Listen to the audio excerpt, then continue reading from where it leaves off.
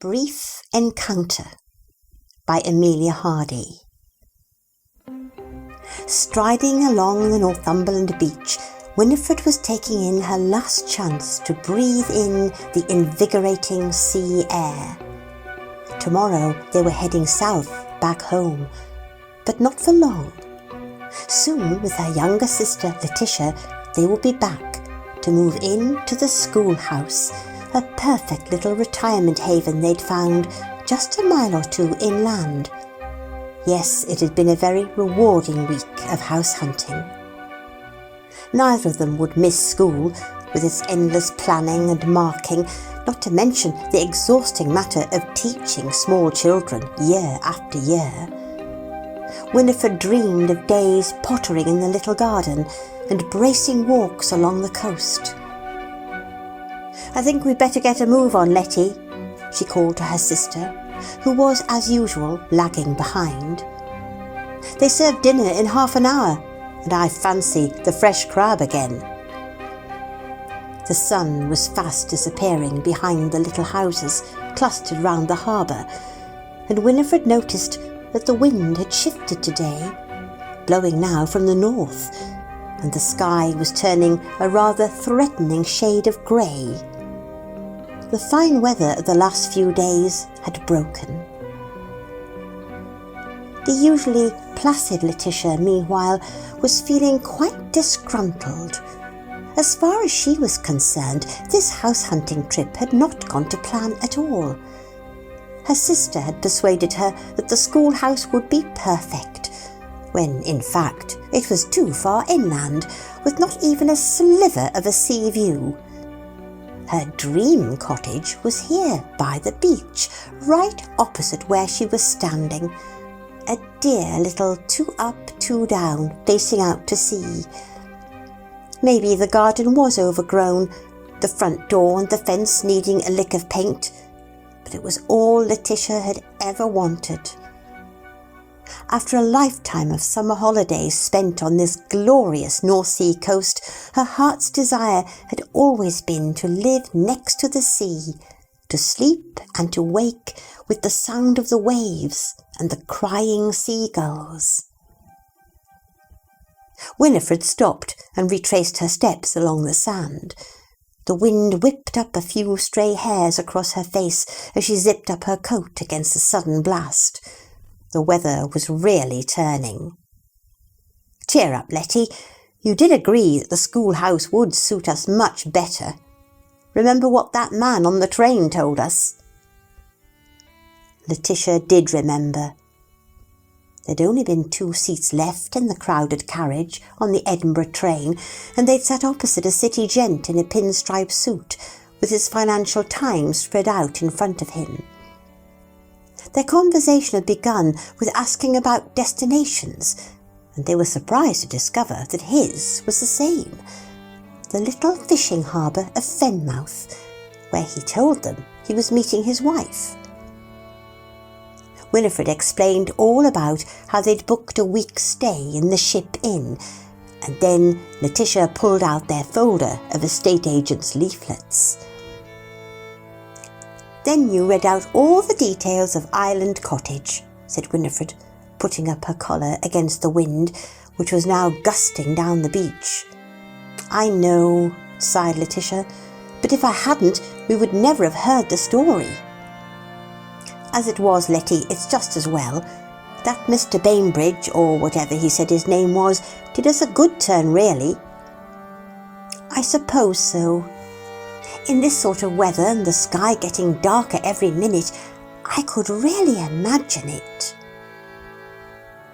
A week ago on the train, Gerald Bainbridge had taken the sale particulars of Island Cottage out of Letitia's hands and had become quite talkative.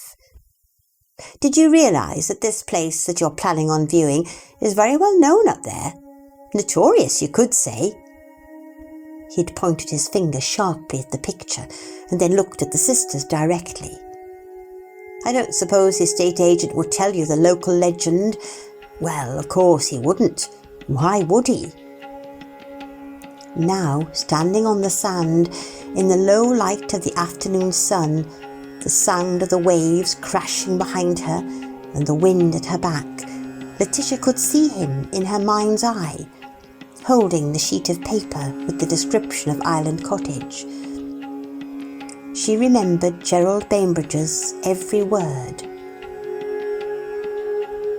"Over 100 years ago," he'd said, "about the late 1800s, this cottage was home to a fisherman and his wife and family. But the story is all about Agnes, the daughter.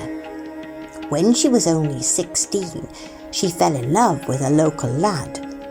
But marriage was out of the question as he was penniless. Apparently, it took him almost 10 years to scrape together enough to buy his own fishing boat to earn a living." By this time, both sisters were listening intently. Mr. Bainbridge leaned back in his seat and continued his story.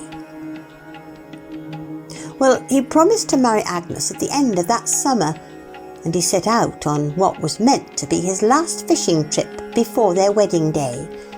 But that night, just as he was due to be back to harbour, a terrific storm began to rage, with gusting winds and huge waves." A sharp intake of breath came from Winifred and Letitia as the expression on their faces changed with the story. Mr. Bainbridge continued. "Agnes waited all night in the driving rain on the harbour steps. But the little fishing cobble was never found." "Oh no," groaned Letitia, by now utterly enthralled. "What happened next?" "Every evening at around dusk, the young woman would place a lighted oil lamp in her bedroom window, which faced directly out over the North Sea, and would keep watch by that lamp for hours at a time, waiting for her betrothed to come safely back," breathed Letitia. "But he was drowned at sea." "That's right," said Mr. Bainbridge. He handed the house description back and picked up his newspaper. "The locals all say that the light some people see in the bedroom window is Agnes's lamp that she kept lit to guide him back to shore, but it only appears when the weather has turned and a storm is brewing." Letitia wanted more. "Do you know if she ever married after that, Mr. Bainbridge?" The storyteller seemed to have lost interest now and had gone back to reading his paper. He looked up with a slight note of irritation. "Oh, no, but she lived in that cottage for the rest of her life. The place was empty for years. I think 2 or 3 different owners made certain repairs to bring it up to date, but no one ever stayed long." "Whoever's selling it must be desperate to get rid of it," Winifred pointed out. Before returning to the pages of his Financial Times, Mr. Bainbridge said, "I've even heard tales that you can actually feel a presence in that front bedroom." He added as a parting shot, "If you ask me, I'd think twice about viewing that one." "So that was that," sighed Letitia, looking at her elder sister, whose hair, usually so neat, was now blowing wildly in the wind. "It was crossed off our list, and we never did go and view it." "Well, you know what you're like about atmospheres, Letty. Besides, just think of all the work we'd probably have to do just to make it habitable." Winifred started to walk away up the beach. "Come on, let's make a move and get back for dinner." Letitia shoved her chilled hands deep into her pockets and gave a resigned shrug. "I bet Mr. G.B. made it all up anyway." "Agnes isn't shining her light tonight, is she?" Winifred called back to her sister over her shoulder. Letitia took one last look at the empty little cottage with its blank, curtainless windows and shabby front door. She hurried after her sister as best she could over the soft sand. "Anyway, Win, did you notice the for sale sign has sold across it already? Probably to some hapless couple who haven't heard the local gossip Or to someone who's never met Mr. Gerald Bainbridge, laughed Winifred.